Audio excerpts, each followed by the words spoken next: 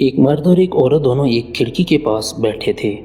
وہ دونوں ایک دوسرے کے بہت زیادہ قریب تھے اور اس عورت نے مرد کو مخاطب کرتے ہوئے کہا کہ میں تم سے محبت کرتی ہوں۔ تم خوبصورت ہو، حسین ہو اور تم امیر بھی ہو اور خوش لباس بھی ہو۔ مرد نے جواب میں کہا کہ میں بھی تم سے محبت کرتا ہوں۔ تم ایک خوبصورت سوچ ہو، ایک ایسی شے ہو جو ہاتھ کی گرفت میں نہیں آ سکتی اور میرے خوابوں کا نغمہ ہو۔ یہ سن کر وہ عورت ناراض ہو گئی اور کہنے لگی کہ جناب مجھ سے اب محبت کرو۔ میں ایک سوچ نہیں ہوں اور میں ایک ایسی سوچ نہیں ہوں جس کا گزر تمہارے خوابوں میں ہوتا ہے۔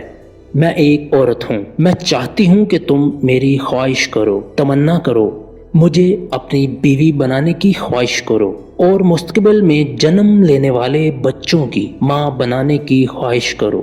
اس کے بعد دونوں ایک دوسرے سے جدا ہو گئے اور مرد اپنے دل میں کہہ رہا تھا کہ مجھے ایک اور خواب دیکھنا ہوگا کیونکہ یہ خواب تو دھند میں غائب ہو چکا ہے، اور عورت اپنے دل میں کہہ رہی تھی کہ ٹھیک ہے، مجھے ایسے مرد سے کیا لینا دینا جس نے مجھے دھند اور خواب میں تبدیل کر کے رکھ دیا ہے۔